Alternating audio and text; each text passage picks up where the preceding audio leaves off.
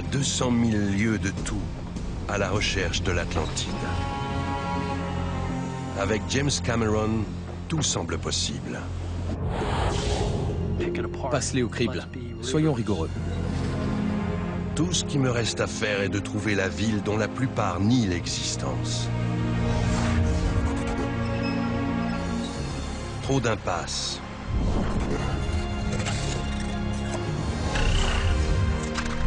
Il faut trouver un moyen de relier les points. On dirait un bateau. Et si c'est la coque du bateau, c'est qu'il est sous l'eau. Quand on enquête sur un crime, on suit l'argent. En archéologie, on suit les pierres.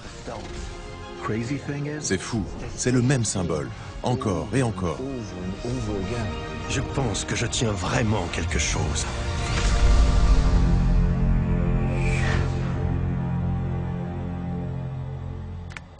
Ok, c'est parti. Et action!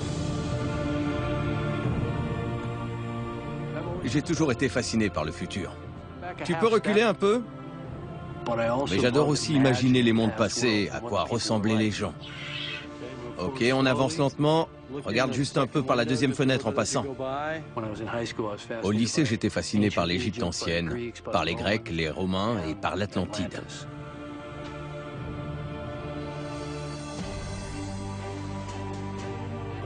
Et je pense que derrière ce mythe, derrière cette parabole, quelque chose a vraiment eu lieu dans l'histoire. Et coupé! Salut. Salut alors. Comment ça va? Je suis content de te voir, c'est génial. Voici mon gagne-pain. C'est un bon gagne-pain. Alors, c'est parti? C'est parti. On part à la recherche de l'Atlantide? J'ai le bateau, j'ai les plongeurs, le robot sous-marin, l'équipe. Super. Ah, j'aimerais tellement être sur ce bateau. C'est la première fois que je ne monte pas sur un bateau. Je sais. Ça me fend le cœur. Je sais que je ne veux pas On va faire une pause. te couper et on doit définir notre stratégie alors. Oui, Maria, on va déjeuner? Oui, d'accord. Allez, pause déjeuner. Prenons quelques cartes. Ok. Tout ce que l'on sait sur ce sujet très controversé nous vient des écrits du philosophe grec Platon, datant d'il y a quelques 2400 ans. Dans le récit de Platon, les Atlantes dirigent un empire conquérant qui s'étend de l'Atlantique jusqu'à l'est de la Méditerranée. Leur capitale, l'Atlantide, est un port, une cité unique composée de 3 anneaux concentriques de terre et d'eau. Au centre se trouve un temple dédié au dieu de la mer, Poséidon, où les Atlantes sacrifient des taureaux. Des ponts et des canaux incroyables relient les nombreuses douves, et un large canal central passe par la cité, raccordant le temple à la mer. Mais la cité connaît une fin terrible, en un jour et une nuit, lorsque des tremblements de terre et des tsunamis la détruisent et la submergent d'eau et de boue. Mais où se trouve-t-elle?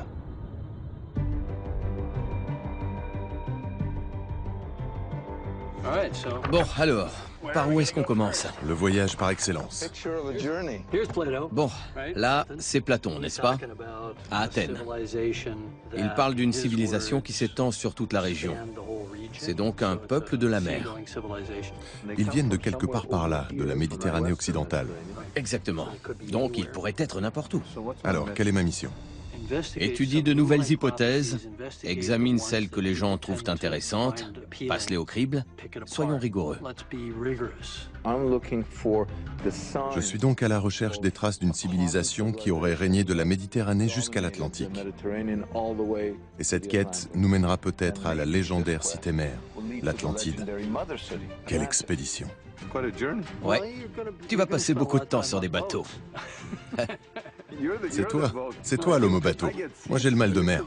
Tu pourrais voyager en avion, mais si tu y vas en bateau, tu penseras comme ils pensaient à l'époque. Tu te rendras compte des distances et tu comprendras ce que c'est de faire partie d'une culture commerçante. Première étape? Écoute, j'ai un faible pour les Minoens, comme tu sais. Les Minoens, c'était sans aucun doute une civilisation de la mer, une des plus grandes civilisations de leur époque. En Crète et sur l'île de Tyra, 1100 ans avant Platon, une cité a disparu en une nuit. Santorin. Oui, Santorin.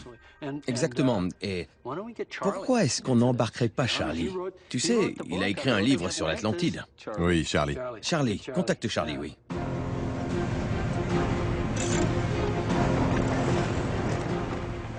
Quelques jours plus tard, avec l'aide de quelques comprimés contre le mal de mer, je fais donc voile en Méditerranée orientale vers l'île grecque de Santorin.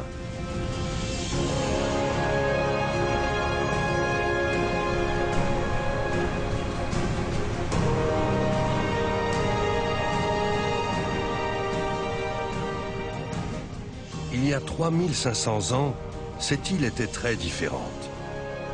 Ronde et ouverte sur la mer, elle était très semblable à la description que Platon fait de l'Atlantide. À cette époque, Santorin est habité par la grande civilisation minoenne. Mais tout bascule en 1550 avant Jésus-Christ, lorsque le volcan au centre de l'île entre en éruption avec une intensité dévastatrice.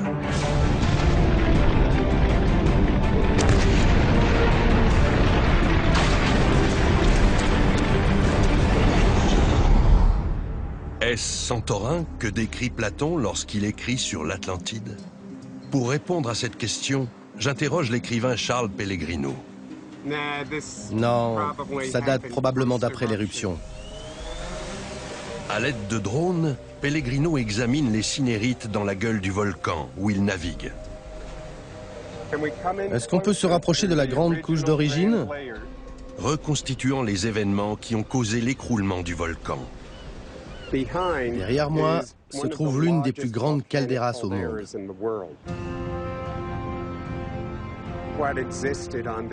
Avant l'éruption, il y avait une montagne d'environ 1600 mètres sur cette île. Tout a disparu. Cette éruption serait la plus importante de l'histoire de l'humanité. Imaginez plus d'1 million de bombes atomiques explosant juste derrière moi.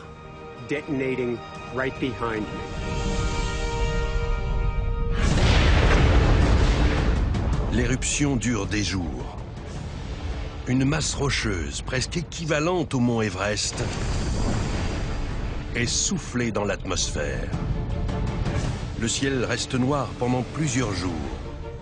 Et de grandes zones de la planète subissent 2 années entières d'hiver. L'éruption et le tremblement de terre qui s'ensuit créent un énorme tsunami, atteignant une hauteur de 243 mètres et dévastant les côtes de la Crète, de l'Égypte et de la Turquie. Sur la côte nord de la Crète, le tsunami détruit les cités minoennes côtières et anéantit leur imposante flotte. Le nuage de cendres qui se propage après l'explosion est si chaud que les personnes qui se trouvent sur les côtes de la Crète sont aussitôt désintégrées. Des écrits égyptiens de l'époque décrivent une énorme onde de choc ayant détruit maisons, temples et morceaux de pyramides. Cet événement est si important qu'il est impossible que les civilisations de l'époque, surtout en Méditerranée, ne l'aient pas remarqué ou mentionné dans leur histoire orale et écrite.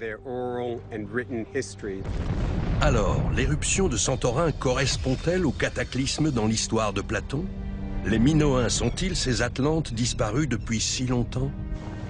Je me rends avec Charlie sur le dernier site archéologique minoen de l'île, la cité d'Akrotiri.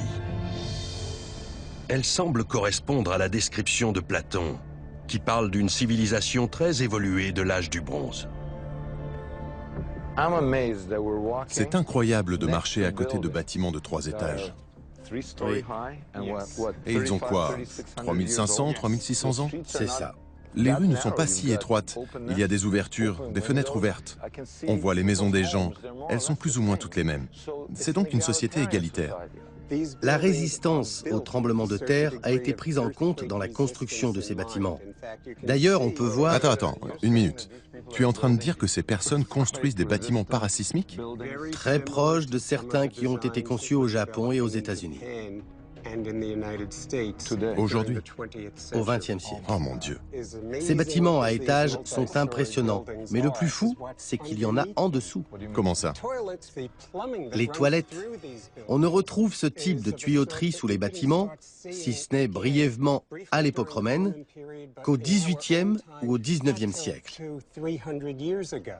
Par exemple, à l'époque de la Révolution américaine à Philadelphie, ou même dans un palais à Paris, les toilettes étaient dans les cages d'escalier et dans les rues. Et on pouvait sentir Paris ou Philadelphie à plus de 3 km à la ronde.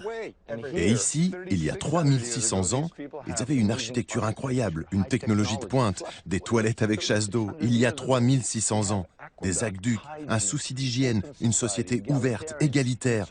Et tout est détruit du jour au lendemain. Oui, oui. Est-ce que c'est l'Atlantide? Je dirais qu'il y a 99% de chances pour que ça fasse partie de ce que Platon écrivait dans son histoire de l'Atlantide. Les Minoens sont donc une civilisation extrêmement avancée qui disparaît suite à une catastrophe naturelle. Mais cela suffit-il à dire qu'ils sont les Atlantes? Je n'en suis pas sûr. J'en parle donc avec le chef. Salut Simca, qu'est-ce qui t'amène? Je te manque déjà? Y a un problème? T'as fait couler le bateau? Non, non, aucun problème, le bateau n'a pas coulé. Dis-moi, j'ai passé un peu de temps avec Charlie à Santorin et je voulais t'en parler parce qu'il y a un tas de choses très convaincantes. Leur technologie est très avancée et la cité a bien été détruite presque du jour au lendemain. Mais Platon dit des Atlantes qu'ils sont venus de l'ouest et qu'ils étaient conquérants, alors que les Minoens étaient à l'est et pacifiques. Et il y a autre chose qui me tracasse. Même si je pense que Santorin est une pièce du puzzle, Platon ne mentionne aucune éruption volcanique. Il décrit plutôt des tsunamis, des tremblements de terre, une cité qui coule, de la boue. Là, on touche à la question fondamentale de notre quête. Y a-t-il vraiment un seul lieu? Parce que tu sais ce que j'en pense.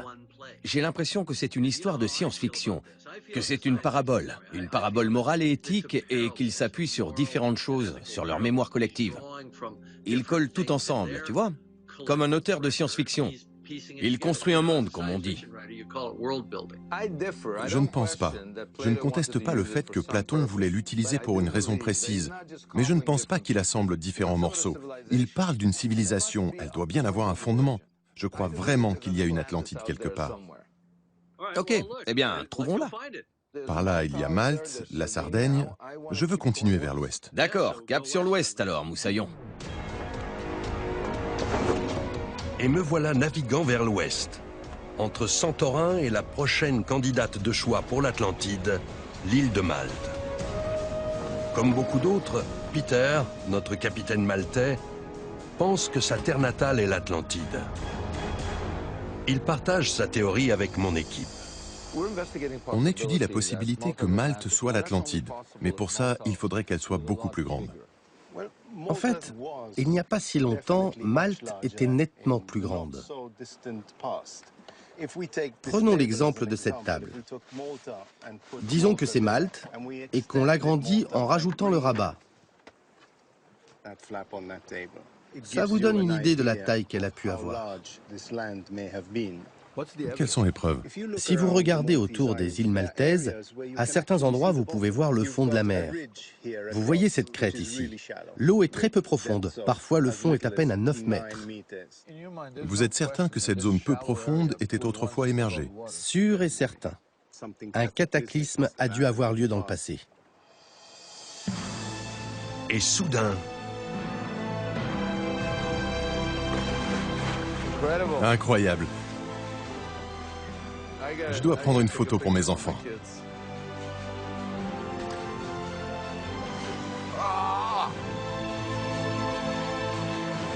Ah, c'est magique.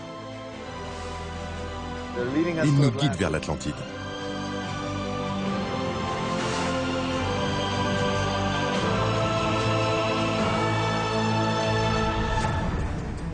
nous faisons escale à Gozo, l'une des 5 îles de Malte. Peter me conduit immédiatement aux falaises. Il veut m'apporter d'autres preuves montrant que Malte était bien plus grande dans le passé.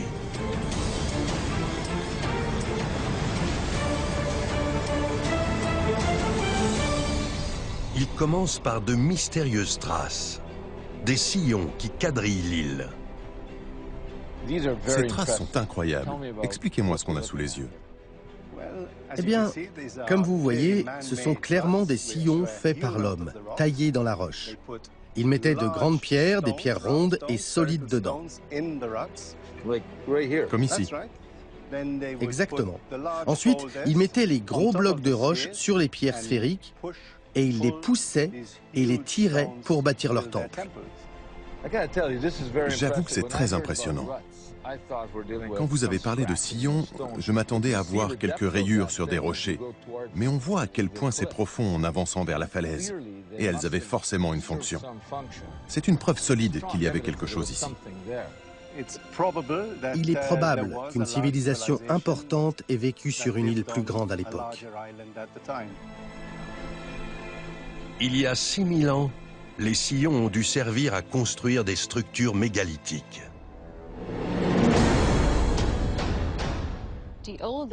La partie la plus ancienne de cet édifice date de 2600 ans avant Jésus-Christ, ce qui en fait l'un des plus vieux bâtiments du monde à avoir été créé par l'homme.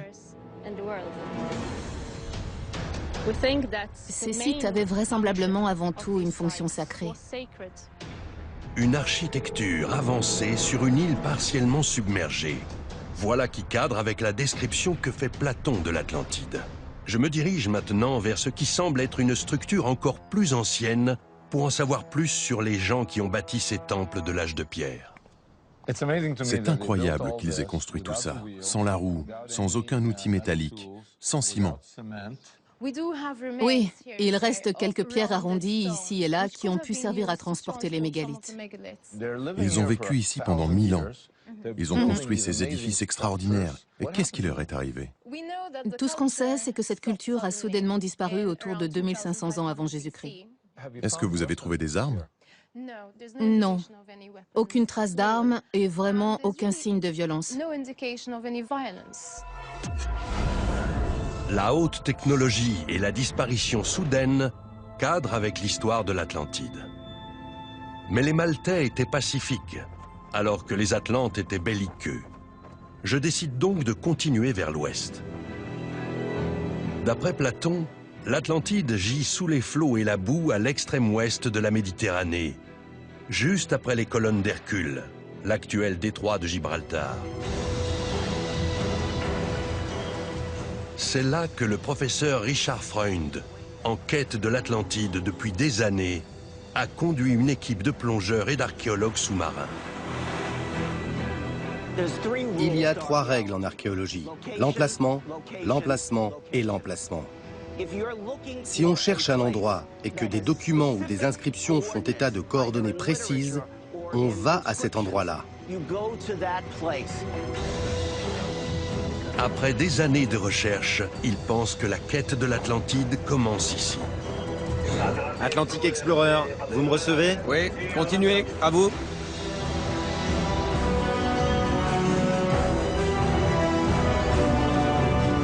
Pour trouver la cité perdue, il a réuni certains des meilleurs plongeurs et archéologues sous-marins du monde.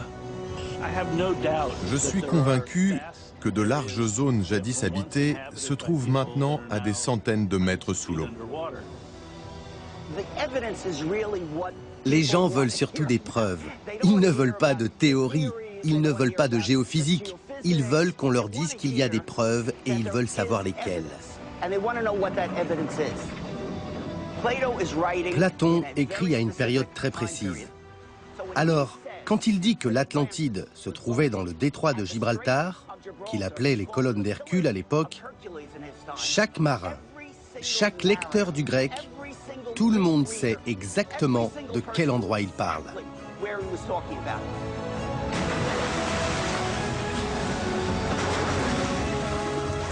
Nous sommes juste devant le détroit de Gibraltar, les colonnes d'Hercule. C'est là qu'on doit chercher. Pour repérer les emplacements prometteurs, Freund et son équipe utilisent un radar sous-marin spécial et un échosondeur multifaisceau de pointe qui produit des images 3D détaillées d'objets au fond de l'océan. Qu'est-ce qu'on espère trouver? Pour moi, La preuve irréfutable serait une architecture imposante et antique. On ne va pas trouver la version Disney de l'Atlantide, immergée et intacte, avec des statues et des colonnes encore debout, des murs parfaits. On va trouver des morceaux, mais vraiment beaucoup de morceaux. C'est ce que j'appelle la projection de débris.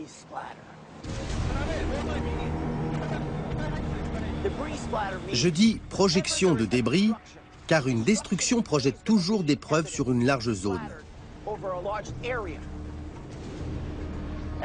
On pense que l'Atlantide était une grande cité. Tout ce qui reste de ce débris a dû finir dans l'Atlantique, dans cette zone. Au poste de commandement, l'équipe surveille les écrans. Ils guettent tout relief anormal au fond de la mer. Voilà ce qu'on va faire. On va par là et on tournera là-bas. Le processus est minutieux. Parfois, on ne voit rien de spécial pendant des heures.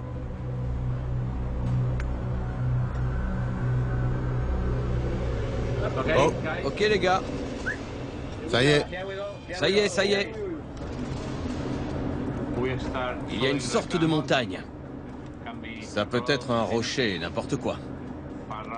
D'à peu près 4 mètres de haut et 56 mètres de large. On a sûrement quelque chose là-dessus.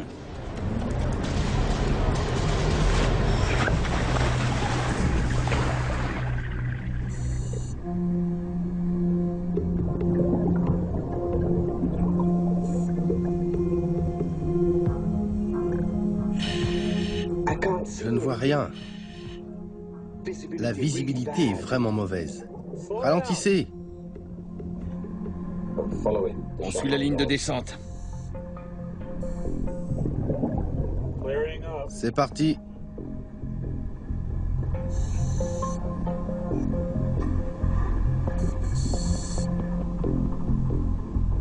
Les plongeurs se trouvent maintenant à plus de 45 mètres de profondeur.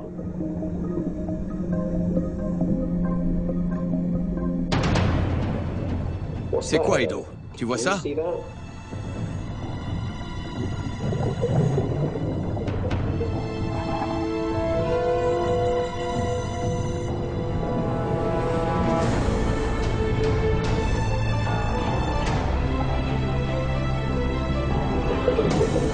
C'est une épave.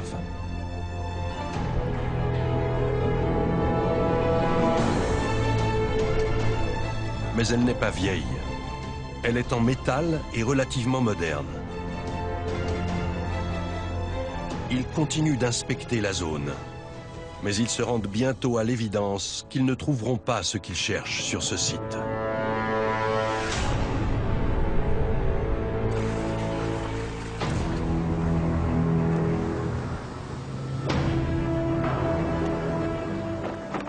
Pendant que les recherches se poursuivent au large des côtes du sud de l'Espagne, j'approche de la Sicile. Freund a raison. Platon situe l'Atlantide à l'ouest des colonnes d'Hercule, et la plupart des chercheurs sont convaincus qu'il parle du détroit de Gibraltar. Mais certains historiens pensent que Platon fait référence au détroit de Messine, entre la péninsule italienne et l'île de la Sicile. on traverse le détroit de Messine. Le soleil se lève, c'est magnifique. Et on peut bien voir à quel point les deux masses terrestres sont proches. Là, c'est l'Italie, et juste là, c'est la Sicile. On peut donc tout à fait imaginer que les colonnes d'Hercule aient été à cet endroit à un moment donné. Qu'il y a pu y avoir des piliers pour ceux qui partaient naviguer en Méditerranée. Je peux parfaitement concevoir qu'avec le développement de la navigation et la possibilité d'aller de plus en plus loin, les colonnes d'Hercule aient été déplacées de leur emplacement d'origine à Gibraltar, en face de l'Atlantique. Si le détroit de Messine correspond aux colonnes d'Hercule d'origine, est-ce que la Sardaigne, de l'autre côté du détroit, a pu être l'Atlantide ?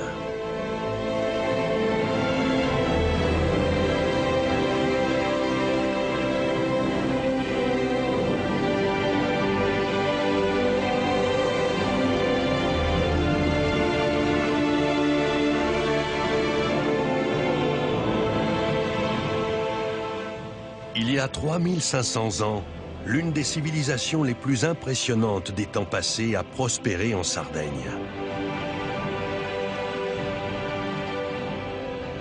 Je me dirige donc vers l'un des 7000 sites de cette culture oubliée visible sur l'île. Je rencontre Robert Ishoy, un chercheur américain qui étudie la Sardaigne depuis des dizaines d'années. Ishoy pense que ces ruines spectaculaires, qu'on appelle Nuraghe, sont les vestiges de l'Atlantide.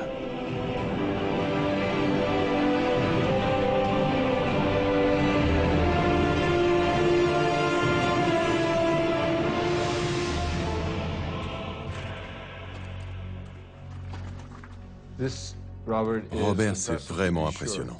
Oui. Mais est-ce que c'est l'Atlantide? Cette ancienne culture sarde correspond à tout ce que dit Platon sur l'Atlantide. Il dit que la culture était très développée. Regardez cette architecture, les techniques sont très avancées. C'est fou, je n'arrive pas à y croire. On est dans un édifice vieux de 3500 ans, construit sans ciment et toujours debout. L'aspect circulaire des bâtiments. Platon dit que tout était arrondi, qu'ils construisaient des piliers. Ils appelaient ça des piliers. Mais ces structures arrondies étaient des lieux de vie, des temples? À quoi est-ce qu'elles servaient? L'histoire originale dit que Poséidon, un dieu bien sûr, s'est marié avec une femme et a construit un pilier pour la protéger. Une tour, comme celle-ci. Oui, exactement.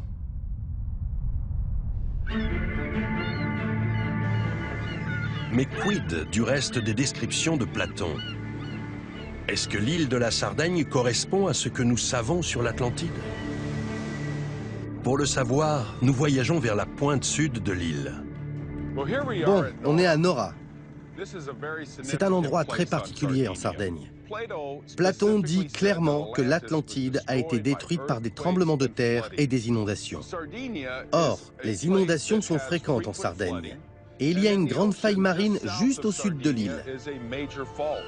Il y a donc à Nora des traces de destruction dues à des tremblements de terre et des inondations. Et on trouve des ruines sur l'île, mais aussi sous l'eau. Cet endroit est donc très spécial et prouve bien qu'il y a un lien entre la Sardaigne et ce que Platon raconte sur la destruction de l'Atlantide. Deux autres caractéristiques importantes de la Sardaigne cadrent avec les descriptions de Platon. Les rochers autour de l'île sont de 3 couleurs, noir, blanc et rouge. Et il y a des sources chaudes et froides partout. Robert m'amène à me demander si ce sont les temples de l'Atlantide. Il pense que oui, et me conduit à l'un des plus impressionnants, Su-Nuraxi. Waouh! On est dans l'un des plus grands complexes découverts jusqu'à présent.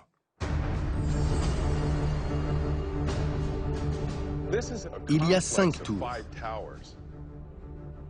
Une tour centrale et 4 tours extérieures qui correspondent aux points cardinaux. Nord, sud, est, ouest. Et jusqu'à récemment, très récemment, personne ne savait qu'il était là. Il était couvert de boue, entièrement recouvert. Imaginez, une structure si haute complètement ensevelie sous la boue. Un peu plus et je verrais des gens parcourant ces couloirs. À quoi est-ce qu'ils ressemblaient? On a trouvé des figurines de guerriers ici. Et on peut voir, vu comme cet endroit est fermé et protégé, il est plus que probable qu'on ait eu affaire à des gens de la classe aisée ou à des combattants. À ma grande surprise, la géographie, la géologie et l'archéologie de la Sardaigne semblent concorder avec les descriptions de l'Atlantide de Platon. Oh mon Dieu! S'il y a eu une maison atlante un jour, elle devait ressembler à ça. Enfin, c'est ce que Platon décrit. Je ne sais pas si c'est l'Atlantide, mais cette architecture correspond sans aucun doute à la description qu'il fait de celle de l'Atlantide. C'est incroyable. Je décide donc d'étudier un autre aspect de l'histoire. Platon décrit une montagne au milieu de l'île, au centre d'une belle plaine. Il dit aussi que Poséidon a bâti le tout premier édifice de l'Atlantide. Est-ce qu'un tel endroit existe en Sardaigne? Ok, ça c'est la plaine du Campidano. Ok, est-ce qu'il y a une montagne? Oui, regardez, juste là, juste là. Il y a un ouragé, une tour. Au sommet de la montagne, Santa Vittoria. Allons voir. Il faut y aller. C'est fou. Oui, c'est fou. Elle se trouve à ce qui était anciennement le milieu de l'île, avant que la mer recouvre la partie sud. Sur place, nous découvrons une correspondance parfaite avec Platon. Je n'arrive pas à y croire.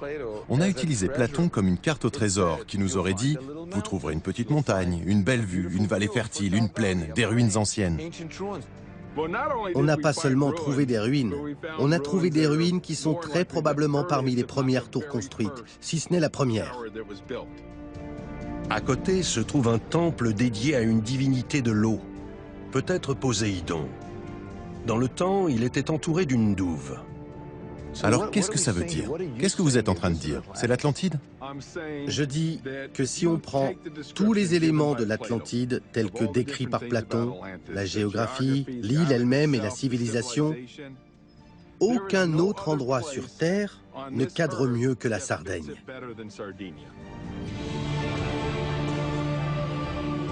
Je commence à penser que Robert pourrait avoir raison.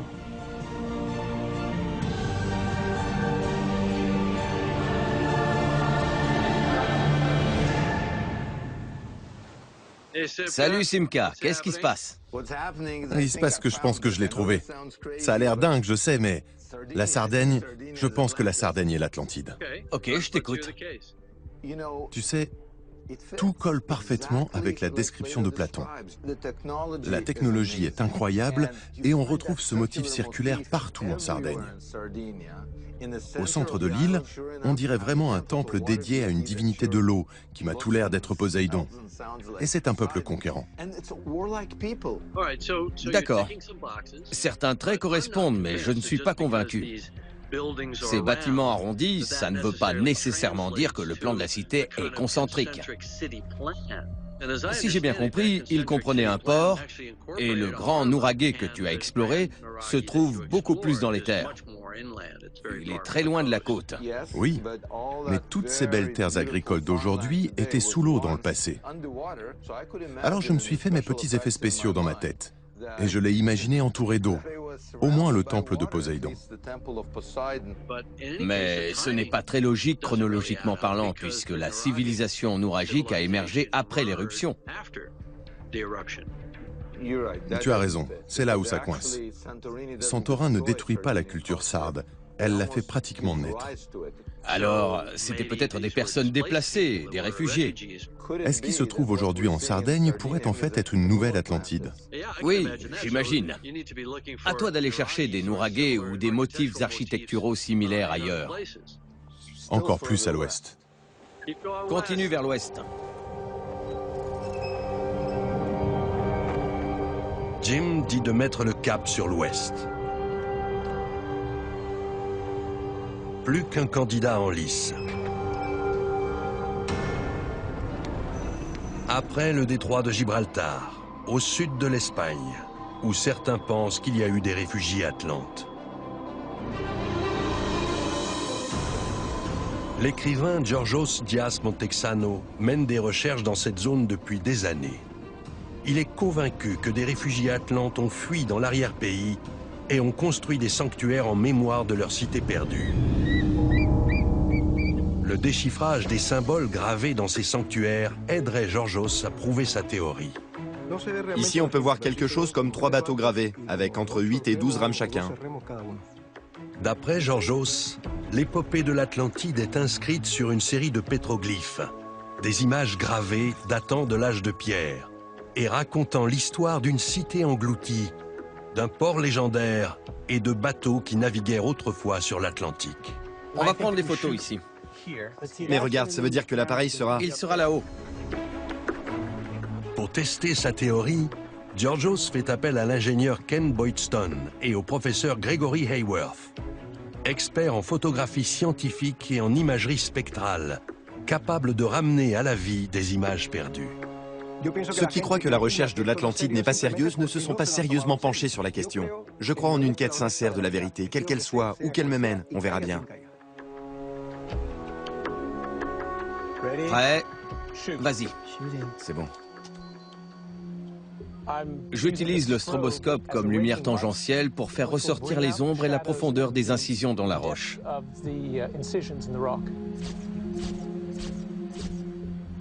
Ah wow. C'est un cheval avec une longue crinière qui flotte. Vas-y. C'est bon. Je regarde l'écran avec attention et j'aime ce que je vois. Je peux voir le sabot bien plus clairement.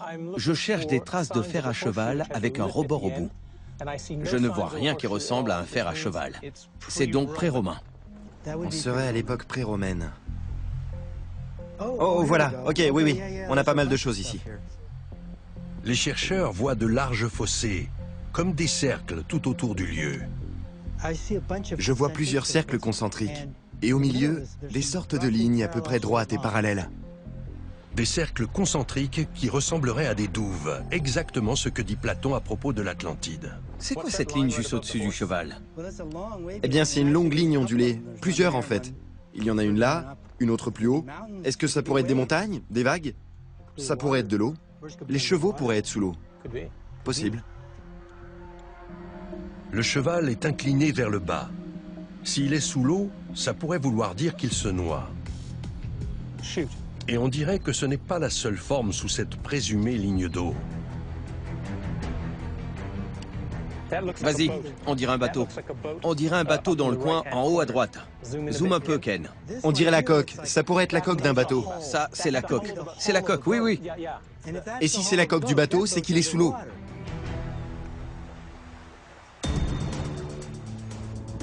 Pendant que l'équipe poursuit son travail, je rejoins Georgios à Badajoz, dans le sud de l'Espagne. On m'a parlé de ses travaux, et j'ai hâte de voir les mystérieuses trouvailles de ce musée peu connu. C'est important.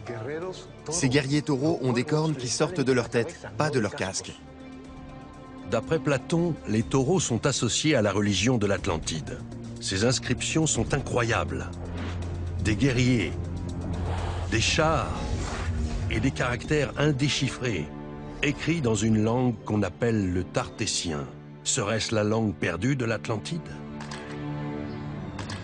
Georgios a gardé le meilleur pour la fin.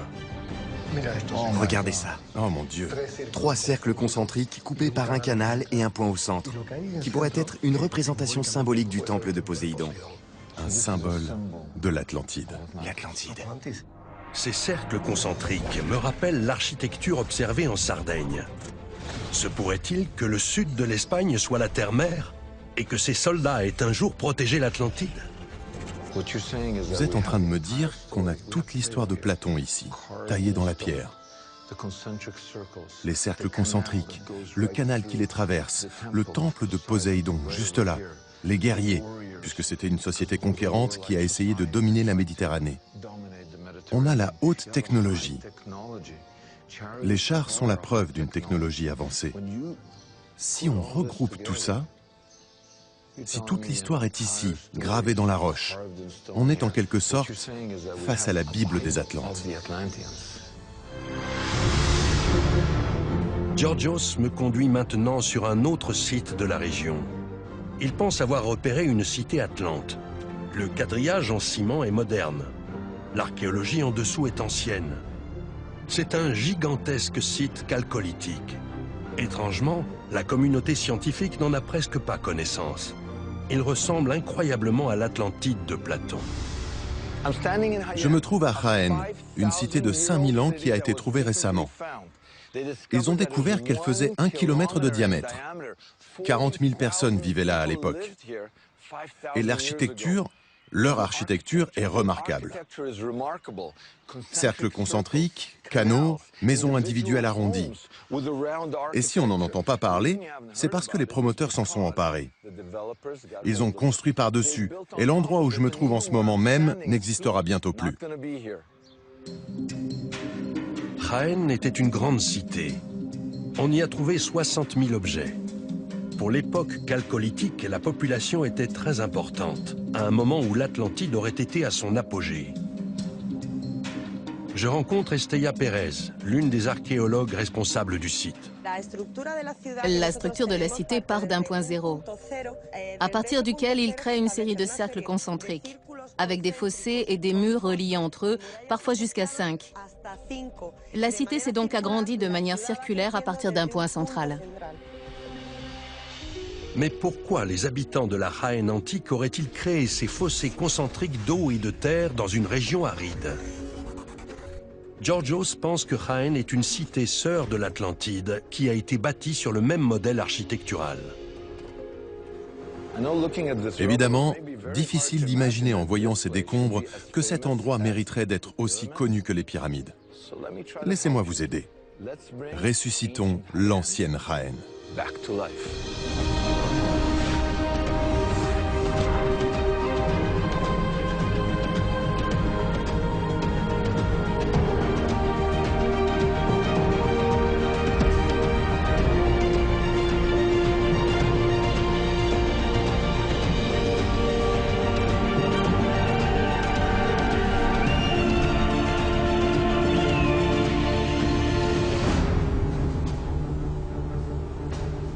Dans le détroit de Gibraltar, le professeur Freund et ses plongeurs poursuivent leur quête sous-marine de l'Atlantide.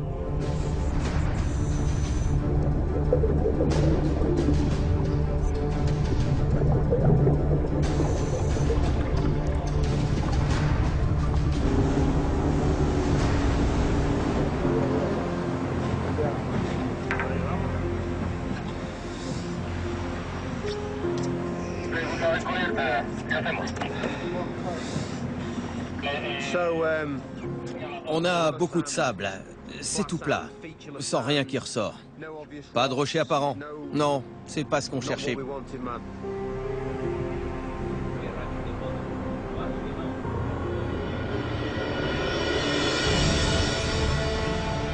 Alors qu'ils se déplacent vers un site plus profond, Freund décide de sortir l'artillerie lourde, le robot ROV. On va enlever ces appareils et on va mettre ce bloc. Je crois qu'on est prêt.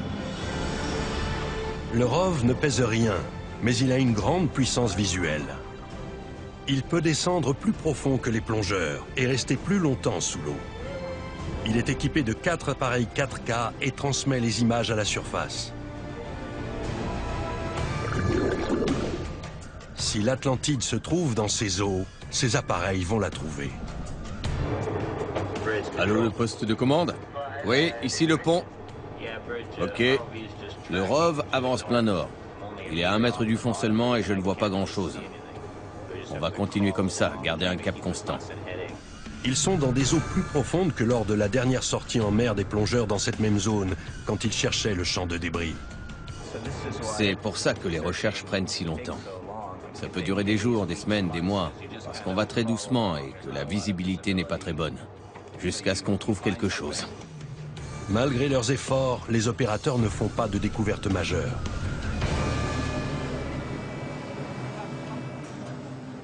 La mer est immense. Il faut être patient. Pendant ce temps, à environ 40 km dans les terres, Georgios nous conduit à ce qu'il pense être un sanctuaire bâti par des réfugiés atlantes. Des représentations de bateaux et de ports à cet endroit reculé appuieraient son idée selon laquelle l'Atlantide est petit à petit devenue un mythe. Je crois que c'est la plus importante grotte avec de l'art rupestre découverte sur la péninsule ibérique. Peut-être même dans tout l'Occident. Ici, on a une scène de port avec des bateaux. On dirait qu'ils entrent et qu'ils sortent. Il y a 7 types de bateaux différents. C'est ce qui m'a fait penser à ce fameux passage où Platon dit que le port de l'Atlantide était très important, parce qu'il accueillait des bateaux de différents pays. Les experts en imagerie spectrale couvrent l'entrée de la grotte et commencent à travailler.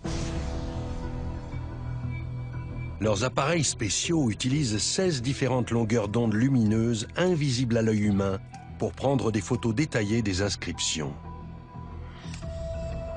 Notre travail consiste à rendre ces images à peine visibles aussi claires que possible. Peut-être à découvrir de nouveaux symboles que l'on ne peut pas discerner à l'œil nu.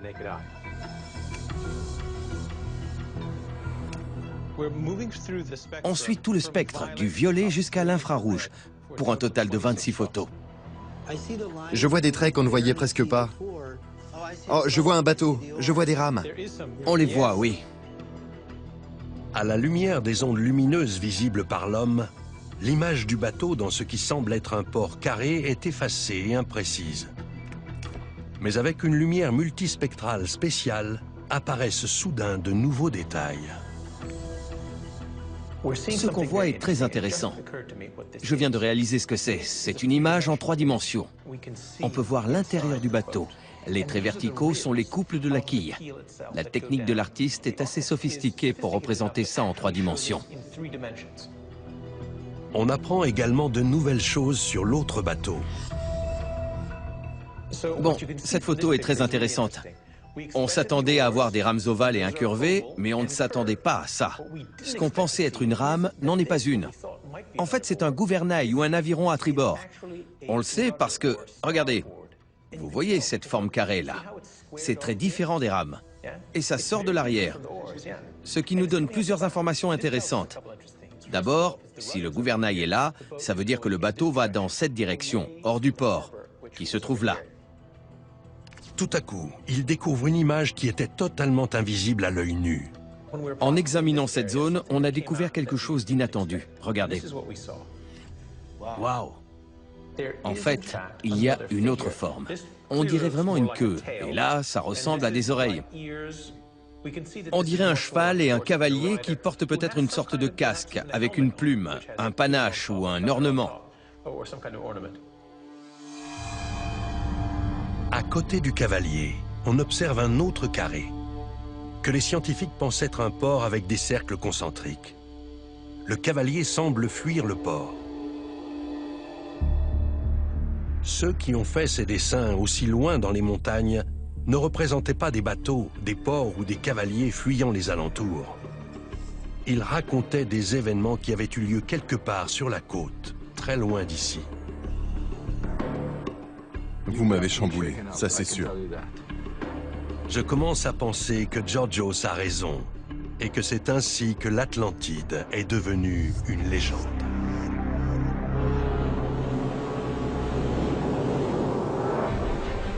Le professeur Freund nous rejoint. Comme il n'a pas encore trouvé de champ de débris sous-marin, il décide de nous conduire sur un lieu côtier unique du sud de l'Espagne où l'Atlantide aurait pu se trouver. Nous voilà dans le parc de Doñana, un des plus grands marais d'Europe. Rien que des marais sur des centaines de kilomètres carrés. Mais dans l'Antiquité, c'était une baie marine par laquelle les navires pouvaient remonter jusqu'à Séville. Nous avons soumis 11 endroits à la datation au carbone. À 13 mètres de profondeur, nous sommes tombés sur une couche de méthane homogène qui a pu se former par la décomposition des êtres vivants et des organismes morts suite à une catastrophe. 4000 ans avant Jésus-Christ, il y a plus de 6000 ans, des gens vivaient là. Et soudain, plus rien.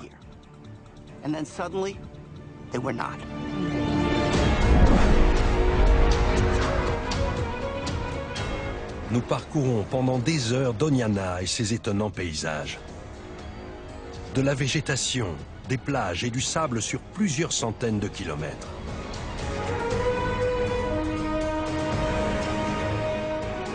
D'un point de vue géologique, il est évident qu'il s'est passé quelque chose d'extraordinaire.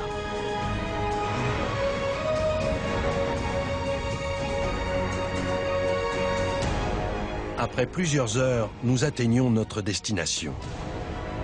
Le professeur Freund m'emmène à l'endroit qu'il appelle la preuve archéologique parfaite.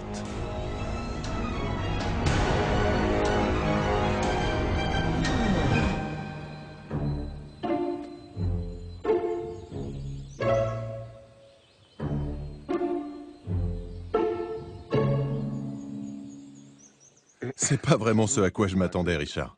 Je sais, mais il ne faut pas toujours se fier aux apparences. Quand même, j'ai vu des châteaux, des temples, et là vous me montrez un trou dans le sol. Qu'est-ce qu'il y a de si intéressant? C'est le dernier vestige de l'Atlantide.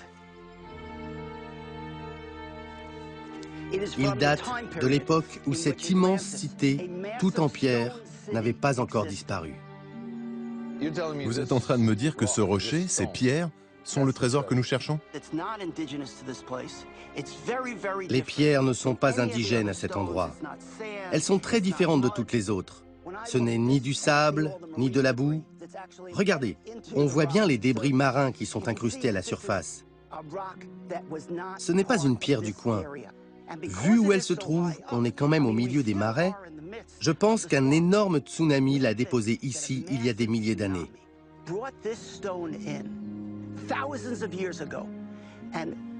Quand on enquête sur un crime, on suit l'argent. En archéologie, on suit les pierres. Le professeur Freund n'est pas le premier universitaire à venir ici.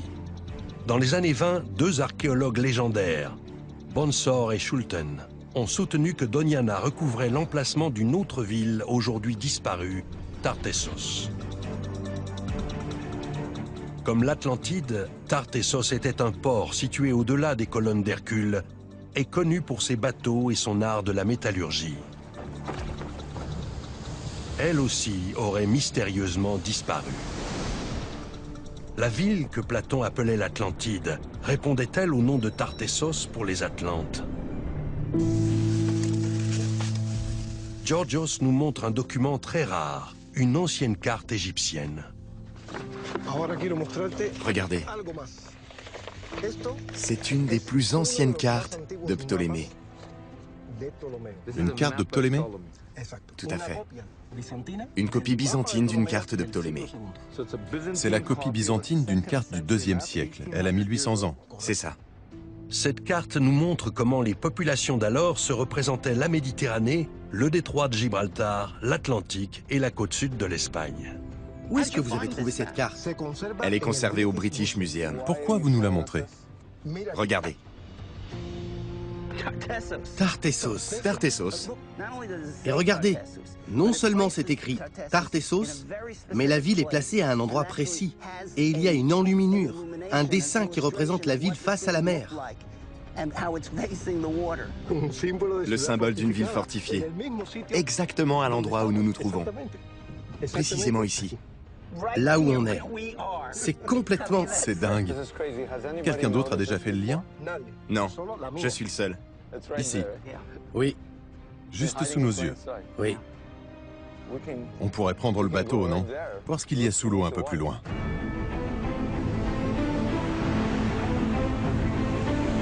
Munis de nos nouvelles coordonnées, Tout se passe bien? nous embarquons sur l'Atlantic Explorer pour chercher au large de Doñana un champ de débris et des preuves attestant la destruction de l'Atlantide. J'espère qu'on ne s'est pas trompé. On est au bon endroit. On est au bon endroit.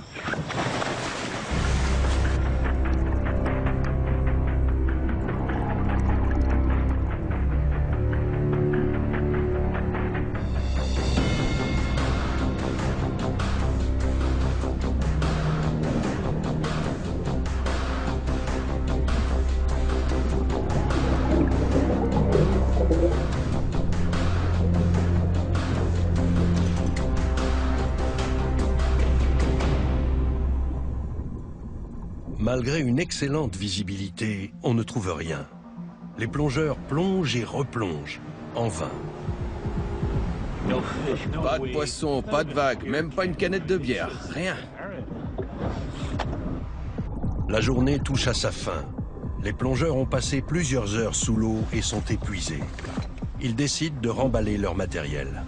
On devrait élargir la zone de recherche. J'espère que la journée de demain sera meilleure. D'un naturel optimiste, le professeur Freund ne se laisse pas abattre. Bon, on n'a pas eu une super journée, mais on fera peut-être la découverte du siècle demain.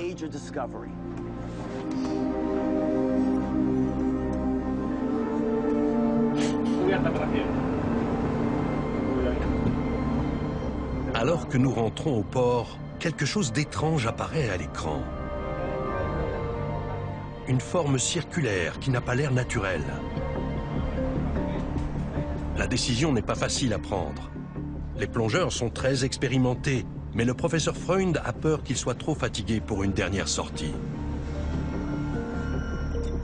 Eduardo et ses hommes, eux, craignent que le temps ne soit pas au rendez-vous demain. Ils décident d'y retourner.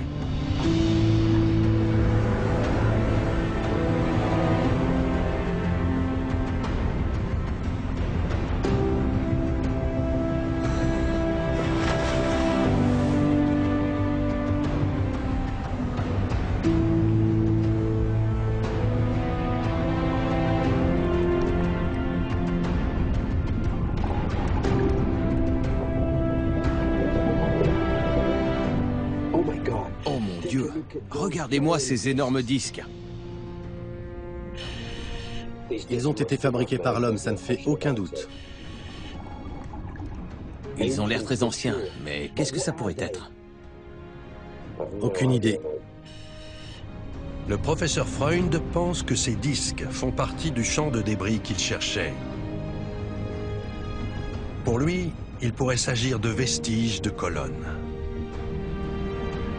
D'après Ralph Pedersen, l'archéologue sous-marin présent à bord, il s'agirait plutôt de meules datant de l'époque romaine, bien postérieure à une hypothétique Atlantide.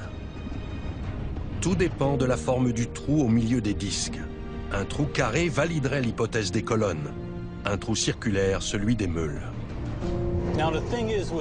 Les tambours de colonnes sont généralement plus hauts et percés d'un trou carré, dans lequel on faisait passer une poutre en bois. Une poutre en bois. C'est ça, et puis on les assemblait les uns sur les autres. C'était comme ça qu'ils faisaient leurs colonnes. Les trous étaient carrés pour que les blocs ne pivotent pas avec le temps. Pour qu'ils ne pivotent pas. La question est donc, est-ce que nos trous sont carrés ou ronds? Ils pourraient être carrés ou ronds. Les disques ont l'air d'être empilés. Ce n'est pas parce qu'ils sont empilés qu'ils représentent un élément architectural. C'est peut-être la cargaison d'un bateau. Pour charger un bateau, on empile les choses les unes sur les autres, surtout quand elles sont plates. En cas de naufrage, une partie de la cargaison peut rester empilée. Celui-là n'a pas l'air rond du tout. Il a l'air complètement carré. Peut-être. Celui-là, peut-être. Ce peut-être suffit aux plongeurs. Après plusieurs jours sans rien, ils ont enfin mis la main sur des vestiges antiques qui ont pu un jour décorer l'Atlantide. Ils sont beaucoup plus gros que ce que j'avais imaginé. 1,5 mètre de diamètre environ. Et massifs, épais comme ça. Ils sont tous sauf récents, ça c'est sûr. On a fini par trouver quelque chose, par faire une vraie découverte archéologique, je veux dire. Et complètement par hasard. Pour Georgios, Freund a raison. Il s'agit bien de colonnes. Il pense qu'elles servaient à décorer un temple. Les pierres lui font penser à une vidéo sous-marine filmée dans le coin il y a quelques années. On ne voit vraiment rien. On ne voit pas grand-chose, c'est une vieille vidéo. Mais en se concentrant... Oh waouh, waouh! On dirait un énorme bâtiment là. Ouais. Ce sont des marches? Oh mon Dieu, c'est génial. Un escalier. C'est clair que ça ne peut pas être naturel. Ça a été fait par l'homme. Qui a filmé ça? Cette vidéo a été filmée par Francisco Salazar en 1993. C'était un très grand plongeur. On le surnommait El Pantera. C'est une légende chez vous? Une légende. Un des plus grands plongeurs de Cadix. Et il est toujours en vie? Non. Non, il est mort en 1998. La qualité est vraiment mauvaise, mais ça ne fait aucun doute. On dirait d'énormes blocs de pierre cassée qui devaient faire partie d'un bâtiment mégalithique. Avec un mur devant. Un mur et ça ressemble à... C'est fou, un mur! Un mur circulaire, vous avez raison. Un mur circulaire, comme si c'était une sorte de tour. Vous savez ce à quoi ça me fait penser? À un ouragan. C'est Où incroyable. est-ce que ça a été filmé? Pantera disait qu'il avait filmé ça entre Barbate et Zahara de Los Atunes, à 35 mètres de profondeur. Est-ce qu'on pourrait essayer de retrouver le site exact? Je pense que oui. On sait où chercher. Il faut qu'on le trouve. Il faut vraiment qu'on le trouve. Nous mettons le cap sur l'endroit que Georgios pense être le site de plongée de Pantera. C'est une longue étendue de mer de moins de 10 km de long, à une quinzaine de kilomètres de l'endroit où nous avons trouvé les disques. Avec notre sonar 3D, nous avons bon espoir de trouver rapidement ce que nous cherchons. À ma grande surprise, nous tombons en plein milieu d'une zone de trafic de drogue et nos plongeurs doivent travailler sous l'œil attentif de la marine espagnole.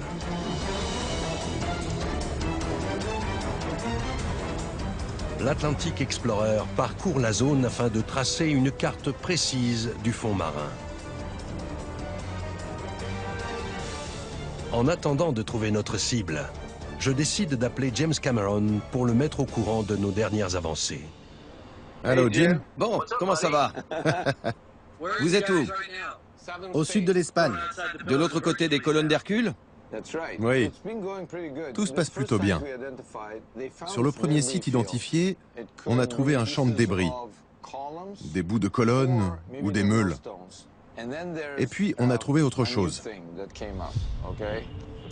Grâce à un plongeur légendaire du coin surnommé La Panthère, El Pantera, on a vu une vidéo qu'il a filmée sur VHS, je crois. Au début, j'ai cru que c'était une blague. On ne voyait rien. Mais sur les captures d'écran, j'ai cru reconnaître un ouraguet sous-marin, comme ceux qu'on voit en Sardaigne. Un gros truc, avec des piliers et des marches et des cercles. Des cercles. La version hollywoodienne de l'Atlantide, quoi. Et juste sous nos pieds, apparemment. Vous avez les coordonnées précises?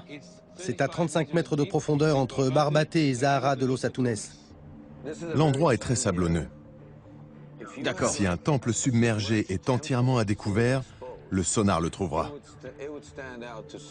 Et on va quadriller tout le périmètre. Et on finira par trouver l'Atlantide. Ça a l'air trop beau pour être vrai. Je vais pas rester debout toute la nuit en attendant de vos nouvelles. Mais on verra bien. Vous avez raison de prendre les devants. Bon, c'est super. J'aimerais vraiment pouvoir être sur le bateau avec vous. Mais les coordonnées de Pantera ne se révèlent pas aussi fiables que prévu. Allô? Alors vous en êtes où? Vous avez trouvé quelque chose? À vous! On y est presque, mais on n'a encore rien. On continue à chercher. Le fond est plat. C'est tout ce qu'on a pour le moment. Ah, il y a quelque chose. C'est très gros. Une anomalie apparaît. Un relief sur le fond marin. Le bâtiment filmé par Pantera? On y est. Vraiment? Ce sont les poissons. Ce sont peut-être des poissons à l'intérieur d'un bâtiment. On avait un fond sablonneux et là on voit un petit bâtiment. Et beaucoup de poissons. Ok, je préviens les plongeurs. Plongez par le côté, d'accord? À l'ancienne? Génial.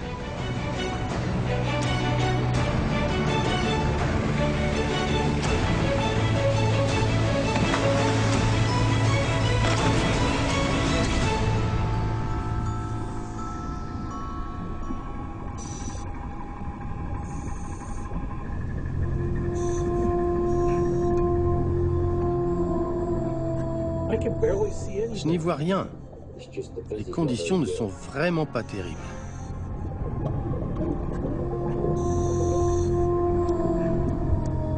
Je suis juste au-dessus des plongeurs, en contact radio avec eux.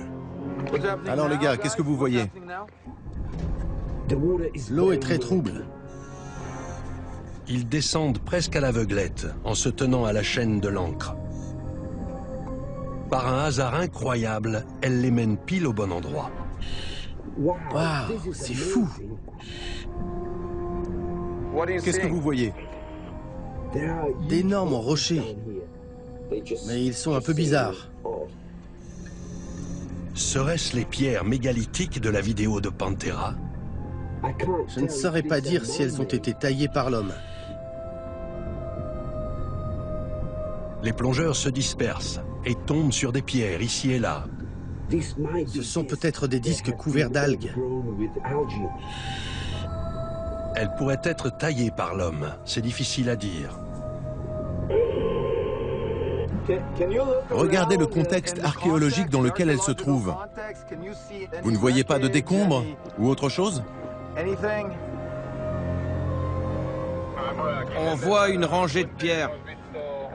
Je ne crois pas qu'il s'agisse d'une formation naturelle. On dirait qu'elles ont été disposées comme ça. Je vois notamment une pierre en forme de demi-cercle presque parfait. C'est génial, ça a l'air génial. Le courant est en train de s'intensifier. Et avec la houle et les vagues, la plongée se complique. Les plongeurs doivent remonter.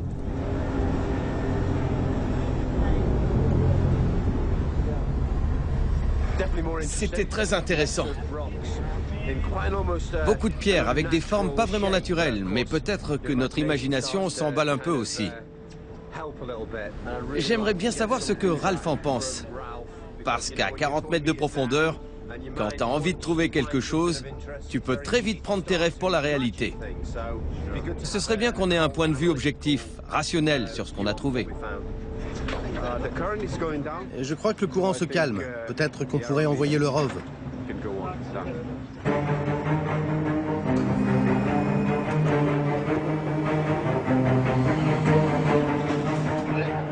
Pour répondre à ces questions, Bill et les opérateurs guident le ROV jusqu'au site de plongée et analysent les images retransmises.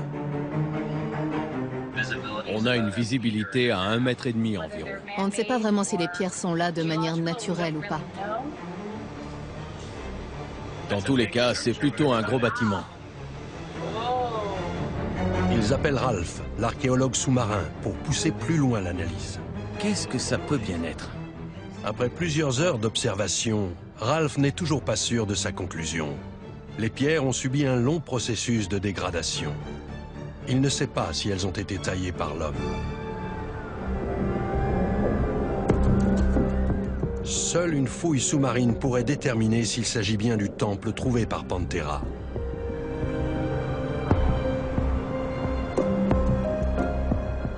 Les plongeurs continuent à chercher, mais ne trouvent pas d'autres sites. On commence à être à court de temps. La situation est un peu tendue.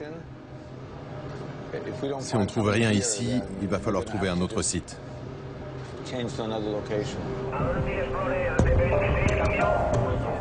L'annonce d'une mauvaise météo force le capitaine à rejoindre la côte.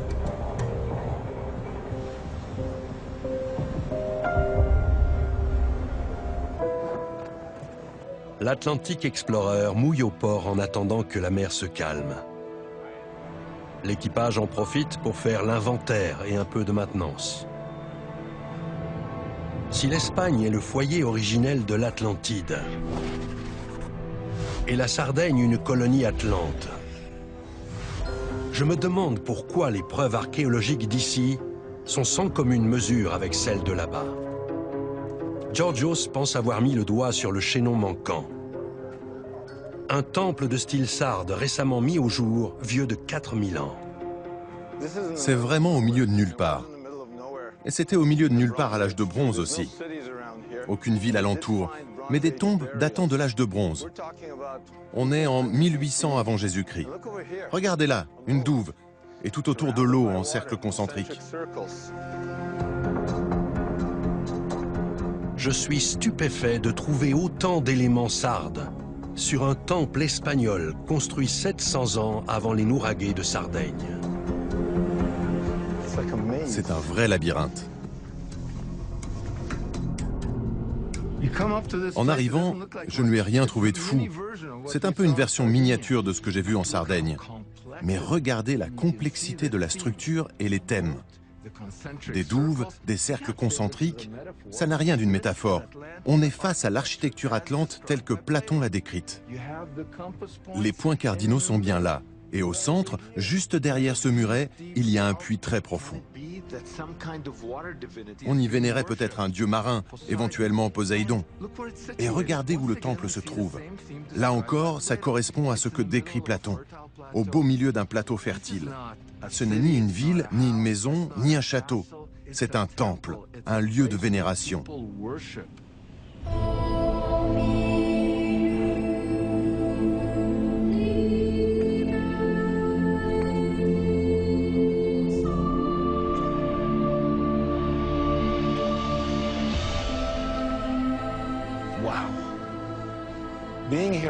C'est incroyable. J'ai l'impression d'être au milieu d'un vrai travail d'orfèvre. Tout est si minutieux. Regardez la manière dont les passages sont conçus, et ceux qui montent vers les tours aussi. Vous ne trouvez pas ça impressionnant? Pour moi, ça l'est d'autant plus qu'on ne s'y attend pas du tout. Ça n'avait l'air de rien. Il n'y avait qu'une colline ici avant qu'on mette le site au jour il y a 30 ans. Et c'est très dur à dater. Mais comme des moines se faisaient enterrer ici, des archéologues ont découvert une tombe ancienne qu'ils ont laissée in situ.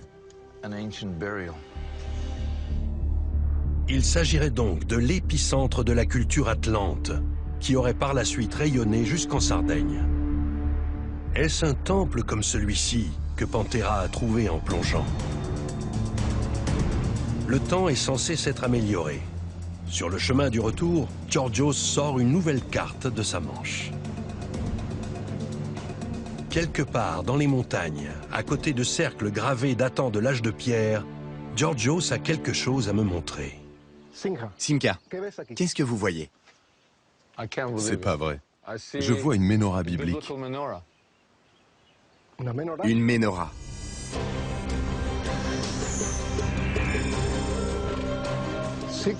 Des cercles concentriques, une menorah. Vous voulez dire que la menorah biblique qu'on retrouve dans le temple de Jérusalem et dans le livre de l'Exode est une évolution du symbole atlante des cercles concentriques? J'en suis sûr. La menorah serait l'héritière d'un symbole vieux de plusieurs milliers d'années. Si on coupe en deux le symbole de la ville de l'Atlantide, on obtient une menorah. Je pense soudain à des symboles de menorah que j'ai vus dans des tombes juives datant de 1600 ans, à Malte. Elles sont la réplique parfaite du symbole de Georgios, avec un axe central en plus qui rappelle le trident de Neptune. Vous allez loin. Vous êtes en train de dire qu'on trouve un écho de la théologie atlante jusque dans la Bible. C'est ça, Simka. D'après Georgios, c'est avec ce genre de sanctuaire que des réfugiés atlantes ont fait connaître leur symbole au reste du monde. De retour à bord, les plongeurs se préparent. Le parc de Doñana est l'épicentre. Pour moi, c'est là que se trouvait l'ancienne cité-mère, le port, l'île de l'Atlantide. Et maintenant, qu'est-ce qu'on fait?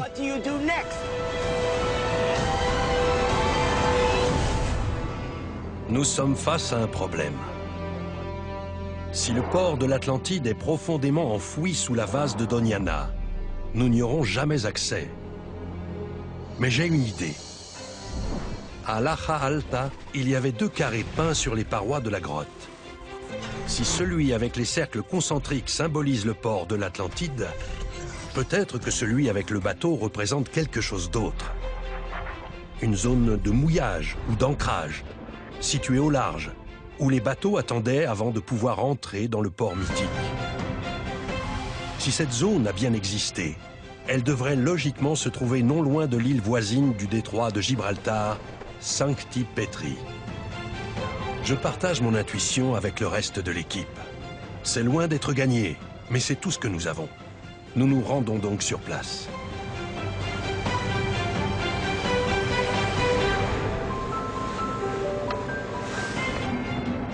Je vois quelque chose qui file tout droit. On dirait une rangée de blocs. Un brise-lames ou un quai?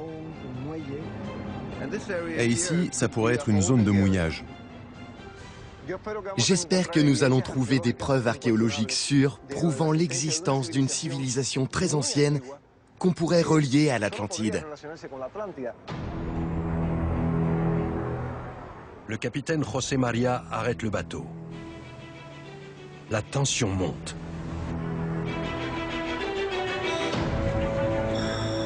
C'est parti!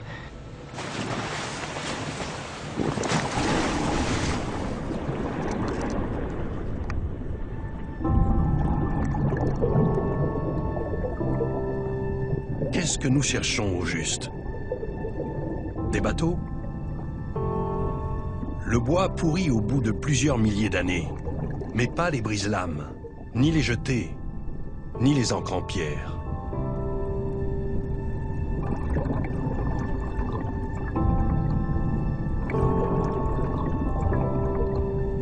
Ce sont des quais? Ou peut-être des brise-lames.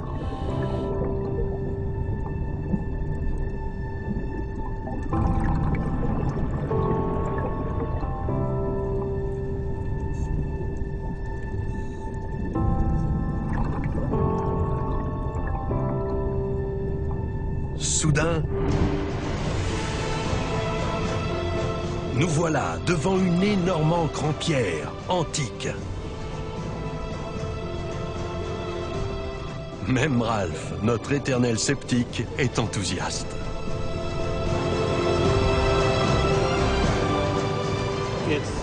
Elle est large comme ça, environ 83 cm de diamètre, et épaisse comme ça. Ses deux côtés sont lisses et elle est percée d'un joli trou. C'est vrai qu'on était très surpris de la trouver. Après des semaines de recherches infructueuses, tout le monde s'anime quand Ralph annonce qu'elle pourrait dater de l'âge de bronze. Ce qui cadre avec la chronologie atlante. Ce sont les photos? Ouais. C'est une découverte incroyable. Bon, tout un tas de gens s'émerveillent devant des ancres, mais cette ancre le mérite vraiment. Elle a entre 3000 et 4000 ans, et vu sa taille, elle devait servir à de très gros bateaux. Ce qui veut dire que de très gros bateaux naviguaient dans ces eaux il y a 4000 ans.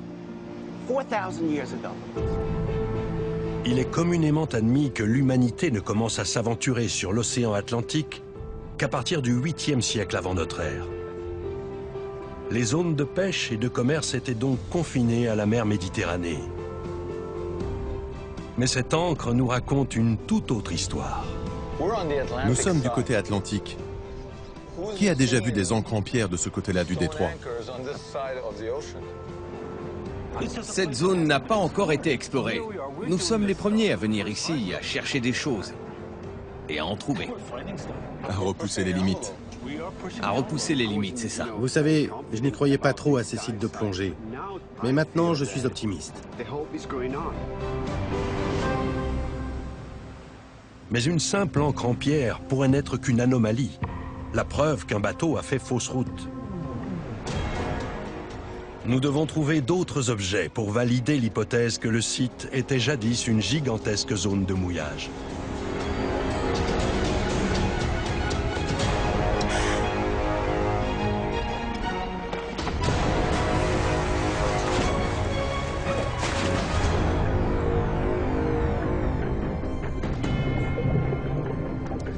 Eduardo, tu m'entends? Qu'est-ce qui se passe? Il y a beaucoup de courant. Mais ce n'est pas tout. Une houle très forte nous rabat contre le fond. Comme le site est plat, le courant est d'autant plus fort. Waouh, c'est fou! Elle est superbe.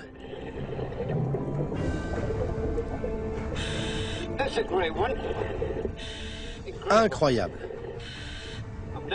Je n'ai jamais vu ça. Qu'est-ce que tu vois? Je crois que j'ai trouvé une ancre carrée. C'est fou, non?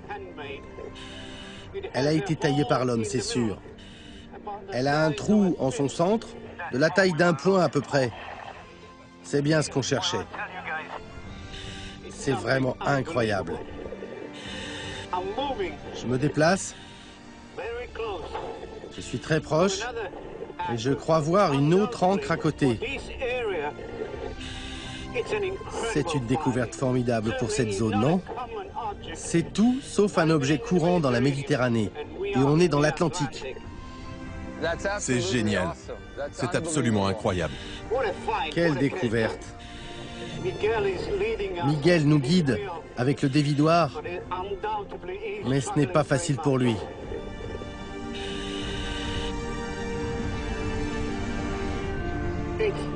Le courant est vraiment très fort.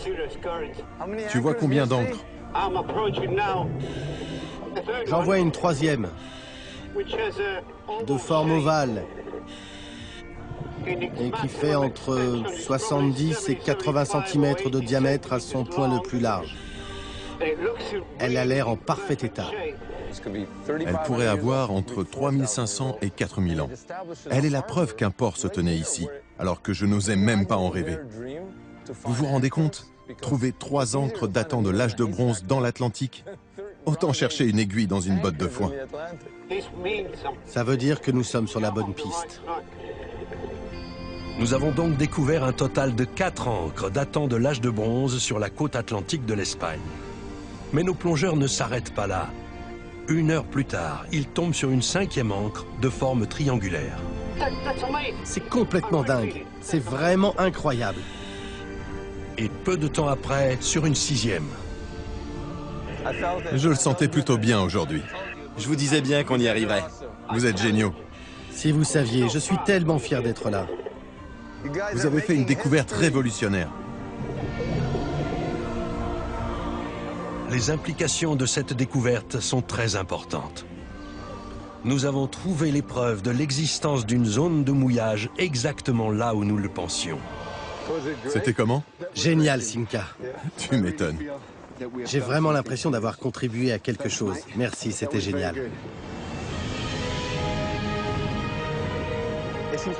J'ai du mal à y croire. C'était juste une théorie, mais ils ont trouvé des preuves. Je m'en remets pas, quelle histoire. C'est un moment très important pour moi.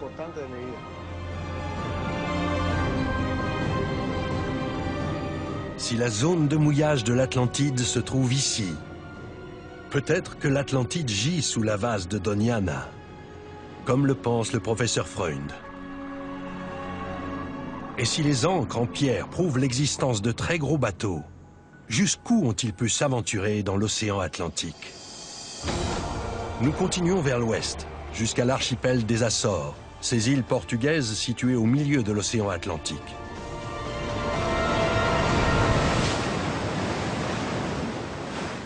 « 3500 ans avant Christophe Colomb, des navigateurs de l'âge de bronze auraient-ils pu les atteindre, couvrant ainsi un tiers de la distance séparant l'Europe des États-Unis? Voilà qui paraît peu vraisemblable.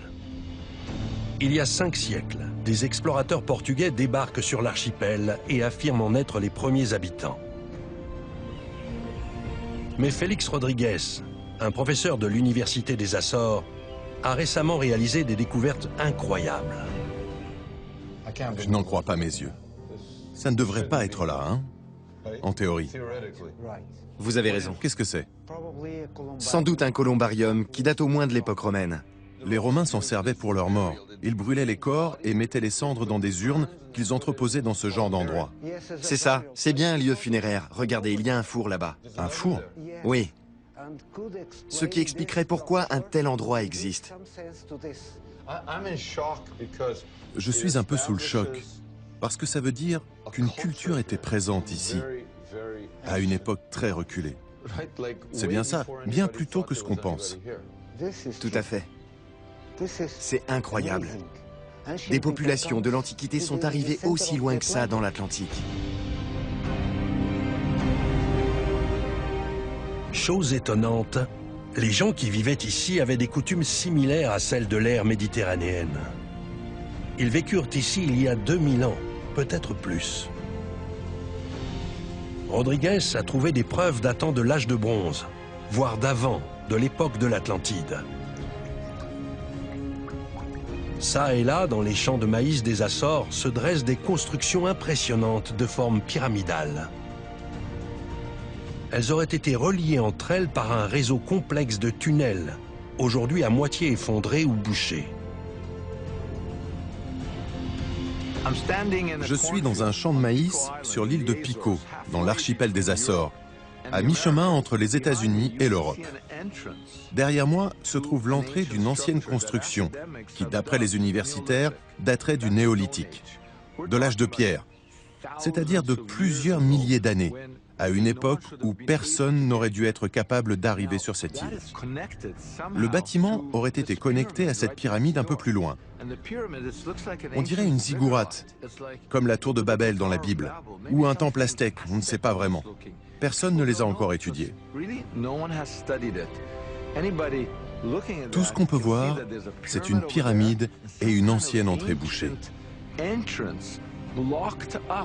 Un vrai trésor archéologique qui attend d'être exploré. Cette construction est incroyable. Elle est uniquement faite de pierres sèches. Vous voulez dire qu'il n'y a pas de ciment? C'est ça, pas de ciment. C'est très bien conçu. D'autant qu'il a fallu beaucoup de pierres sèches pour construire ce bâtiment.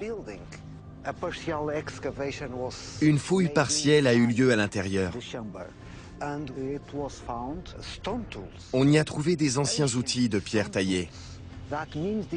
Ce site pourrait donc dater de l'âge de pierre, ce qui est très étrange vu l'emplacement des Açores. Ce genre de construction nécessite un savoir-faire et beaucoup de main-d'œuvre. C'est incroyable. Si cette technologie date bien de l'âge de pierre, ça nous renvoie à 4, 5, 6 000 ans plus tôt. C'est la même technologie que celle que nous avons vue à l'est de la Méditerranée. D'énormes blocs de pierre empilés les uns sur les autres et tenant en place sans ciment depuis des millénaires. Et comme on est loin de la Méditerranée, cette civilisation se serait en fait étendue jusqu'à l'Atlantique. D'autres éléments prouvent la présence d'anciens occupants sur cette île. Le professeur Rodriguez nous fait traverser une forêt dense pour nous montrer un village datant de l'âge de pierre, avec des constructions mégalithiques ressemblant comme 2 gouttes d'eau à celles que j'ai vues à Malte, à plus de 3540 km d'ici.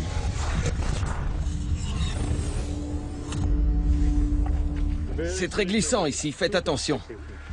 Le professeur Rodriguez a découvert ce site en 2014. Au vu des outils de pierre taillée qu'il y a trouvés, il pense que le village est vieux de 6000 ans. Le monde universitaire ne sait rien de son existence. Le professeur Rodriguez a même découvert une grotte artificielle. C'est fou. C'est une des constructions mégalithiques les plus sophistiquées que j'ai vues. C'était peut-être la maison de quelqu'un, d'un chef, ou alors un endroit sacré. Peut-être un ancien sanctuaire. Il se compose d'une pièce extérieure et d'une chambre intérieure, une sorte de saint des saints, le sanctuaire.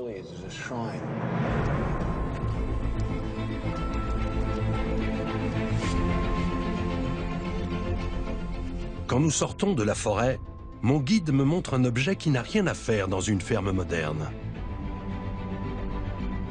C'est un vestige archéologique qui pourrait redéfinir radicalement notre connaissance de la navigation du temps de l'âge de pierre. Qu'est-ce que c'est? Une ancre datant de l'âge de pierre. C'est incroyable que vous ayez trouvé ça ici. Qu'est-ce qu'elle fait dans ce muret? On s'en est simplement servi comme d'une pierre. Le fermier l'a juste ramassé quelque part? Oui, quelque part là-bas, et il s'en est servi pour monter son mur. Écoutez, on a découvert des objets de ce genre sur des sites sous-marins au sud de l'Espagne. Mais celle-ci est bien plus grosse que les nôtres. On en a trouvé de forme elliptique, moitié moins grande et avec un seul trou. Celle-ci en a 2. Elle devait appartenir à un bateau énorme. Oui, elle est énorme. S'il y a une ancre ici et un village datant de l'âge de pierre, il devait y avoir un port ou de l'eau à côté. Il y a 2 petites rivières qui passent de part et d'autre de la colline et qui se jettent dans la mer. Vous êtes en train de réécrire l'histoire des déplacements humains à l'âge de pierre. Ça pourrait nous aider à comprendre comment les populations de l'époque passaient d'un endroit à l'autre. Le professeur Rodriguez me montre une autre découverte incroyable.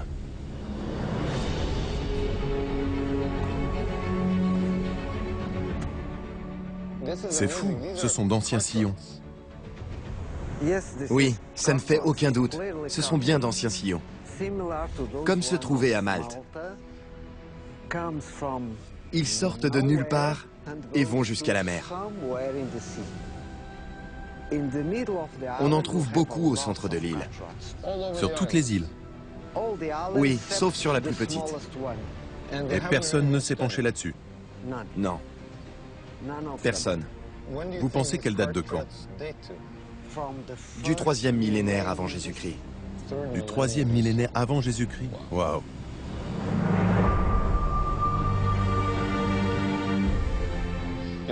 Quand on a entrepris ce voyage, je ne savais même pas que ce genre de sillon existait.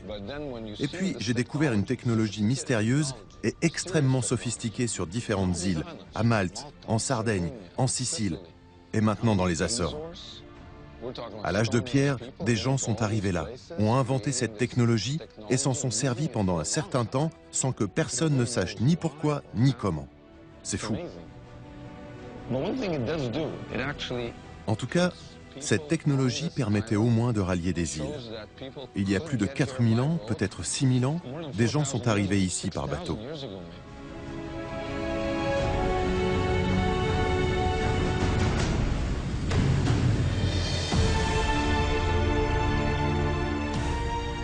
Je suis maintenant convaincu qu'avant les pyramides d'Égypte, à l'âge de pierre puis de bronze, existait déjà une civilisation, un ancien empire oublié depuis longtemps, dont le cœur aurait été situé au sud de l'Espagne, à l'endroit exact où Platon place l'Atlantide.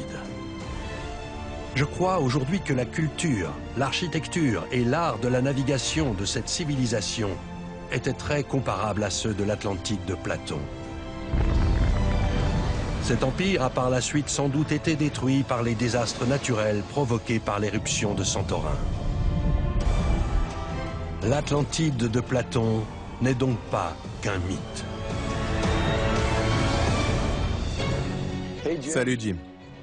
On a réussi. Ouais, vous avez fait des super découvertes. Toutes ces encres. Vous avez prouvé qu'une culture marchande existait dans l'Atlantique, au-delà des colonnes d'Hercule.